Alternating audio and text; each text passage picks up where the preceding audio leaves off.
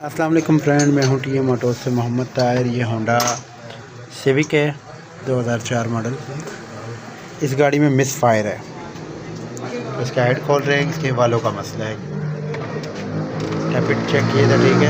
इसका हेड खोल रहे हैं। हेड खोल के फिर आपके साथ वीडियो शेयर करते हैं। दोस्तों ये हेड खुल गया है सिविक का, और ये वाल इसके काफ़ी बैठे हुए हैं। ये वाल काफ़ी बैठे हुए हैं इसके, क्योंकि ये प्लग बेहतरीन रेड कर रही थी, लेकिन गाड़ी के अंदर मिस फायर था। अब आप ये वाला इसका वाल देखें, बिल्कुल बैठा हुआ है ये वाल।